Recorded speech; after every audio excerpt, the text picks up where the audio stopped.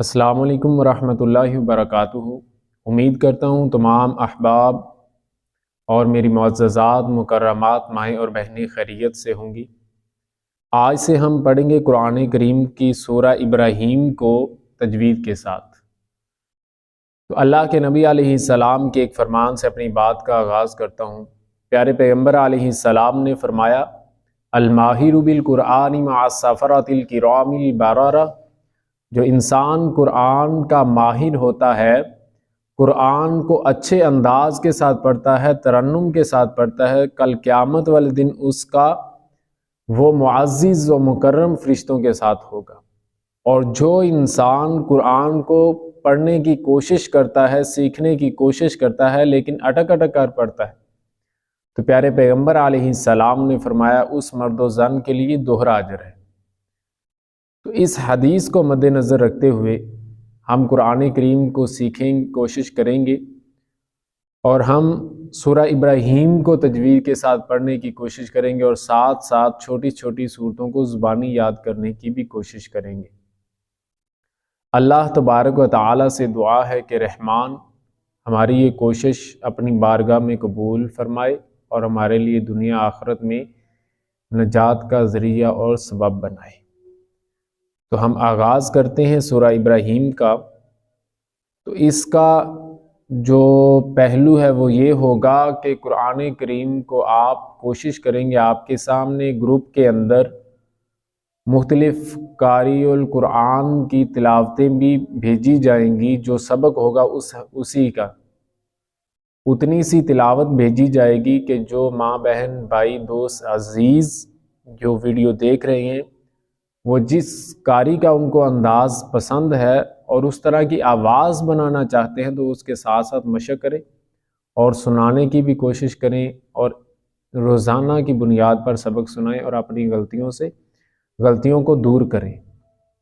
جس وقت بھی آپ سبق بھیجیں گے آپ کو انشاءاللہ اسی وقت یا کچھ دیر تک آپ کو رپلائی مل جایا کرے گا۔ تو ہم آغاز کرتے ہیں سورہ ابراہیم کا۔ اعوذ باللہ من الشیطان الرجیم، بسم اللہ الرحمن الرحیم، الف لام را۔ یہاں پر آپ نے دھیان کرنا ہے کہ جو لام ہے اس پر مد ہے اور اس کو 4 یا 5 الف کے برابر لمبا کرنا ہے، جیسے کہ الف لام را، کتابن، تا بریک ہے، کتابن۔ آپ قواعد کو مد نظر رکھ کر اگر کوئی قواعد کو سمجھنے کی کوشش کرتا ہے یہ بہت بہترین ہے۔ اگر آپ کو مشکل پیش آتی تو آپ ساتھ ساتھ پڑھ کر اس کو اچھی طریقے سے اس کو آپ پڑھ سکتے ہیں۔ کتاب انزلناہ الیک، یہاں جو کاف ہے وہ بریک ہے، الیک اگر موٹا ہوتا، وہ 2 نقطوں والا کاف جو ہوتا ہے وہ موٹا ہوتا ہے اور اس کو پڑھا جاتا ہے الیک، تو یہ غلطی ہوگی، ہم نے اس کو بریک پڑھنا ہے۔ الیک لتخرج الناس، خا اس کی آواز آنی چاہیے، لتخرج الناس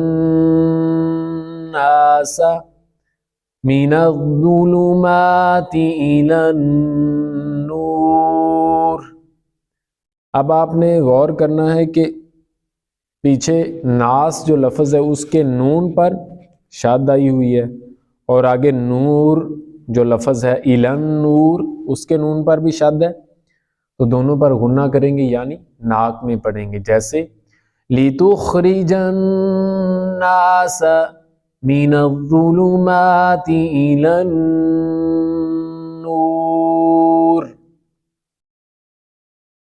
بِإِذْنِ رَبِّهِمْ إِلَى صِرَاطِ الْعَزِيزِ الْحَمِيدِ،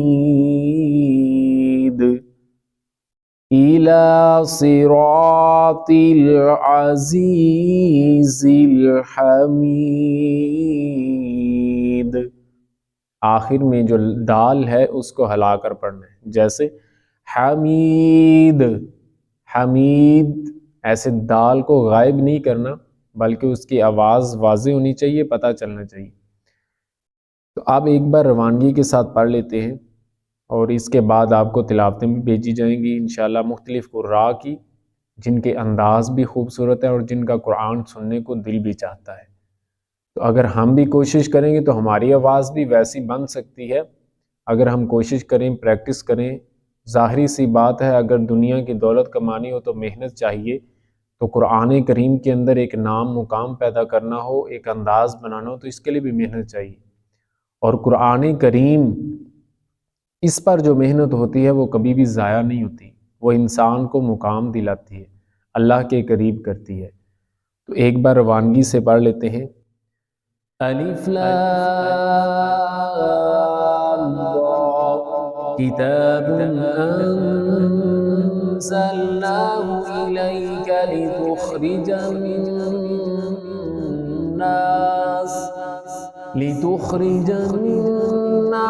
من الظلمات إلى النور